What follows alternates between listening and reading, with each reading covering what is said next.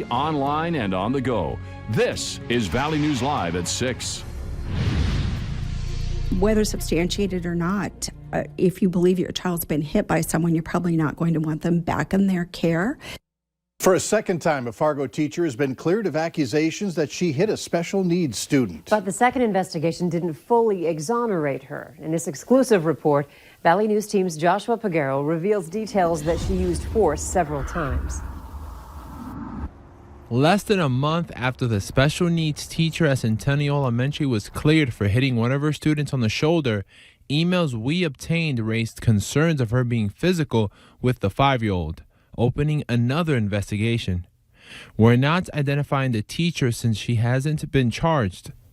Now, after a second investigation, the teacher will keep her job even after investigators learned she had in fact been physical. For the past few weeks since the incident originally occurred at Centennial Elementary back in November, we have requested an interview with the Fargo Public School Superintendent, and he has declined each time, even though he did tell us he would consider speaking after the latest investigation was closed. Other teachers witnessed her grabbing the same students by the face. Another time she was seen leading him in the hallway and he bumped his head on a door.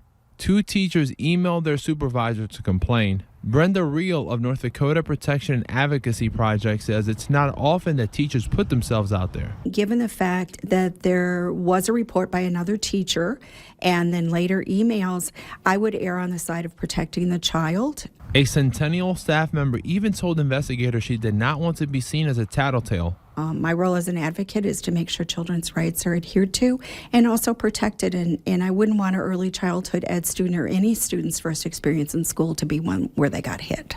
Despite eyewitness accounts, the teacher in question says she did not recall any of the incidents. In Fargo, Joshua Pagero, Valley News Live. While she was allowed to keep her job, the teacher was placed on a performance improvement plan.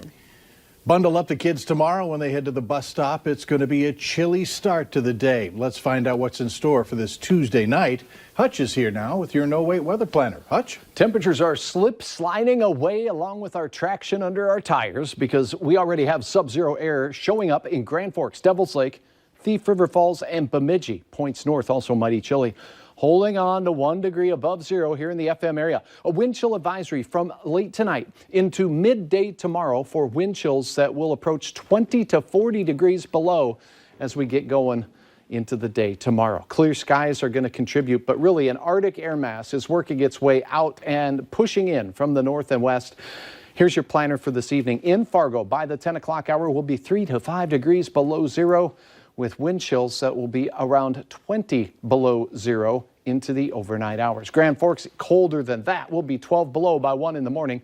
I'll have details on how low we go, and then we have another winter trick coming out of the bag tomorrow as snow is in the forecast, believe it or not, accumulating snow. Details here in a minute. Throw the bag away. Okay, thanks. Yeah. 5 people were injured after a 3-vehicle wreck in Fargo. It happened around 12:30 near West Acres Mall on 42nd Street South, right across from Target. The 5 people involved in the wreck were treated on scene for minor injuries. Police say 2 vehicles collided in the intersection and the force caused them to hit another car. One of the vehicles involved in the crash did require the fire department to remove them from the vehicle. There were 2 people inside who couldn't get out. Fargo police say the crash remains under investigation, but that someone will likely be cited for a traffic violation. Police are asking for help locating a couple who hasn't been seen or heard from since October. 31-year-old Bonnie Moores and 40-year-old Jimmy Shoemake haven't been heard from since they were released from jail in October.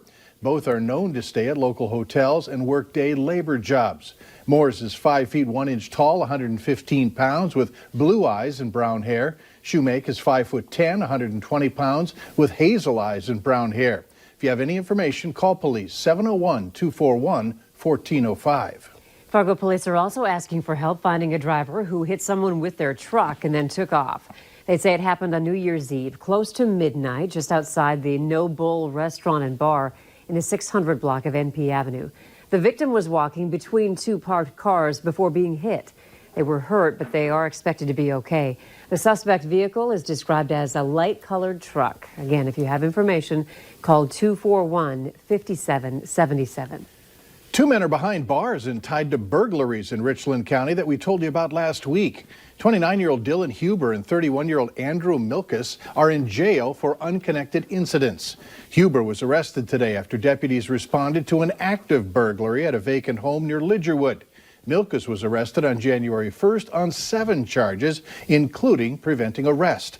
Milkus got into an altercation with Wahpeton police after being stopped in a car that was reported stolen. Some local burglars found out what happens when you mess with the wrong homeowner.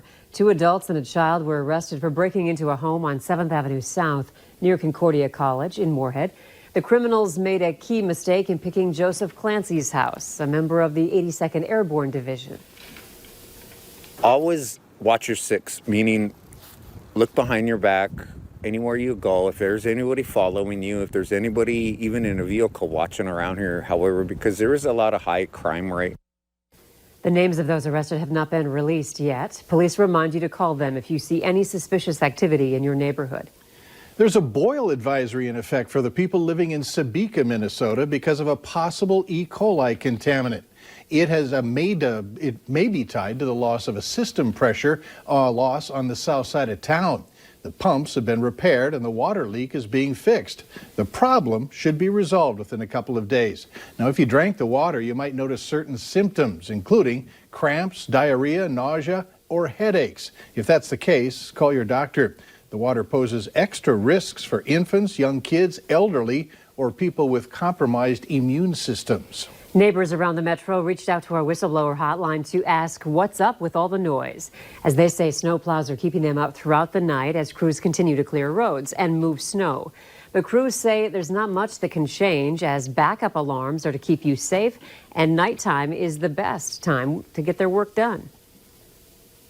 And a lot of our clients and customers want the lot cleaned by morning, and it's the easiest time for us to move around with all of the cars in the parking lot. Both Nelson and the city say it's been nonstop since last week, with city trucks hauling over 800 loads of snow a day. Fargo Public Works also says at night, crews only dump snow near the landfill, keeping as much noise as possible away from sleeping neighbors.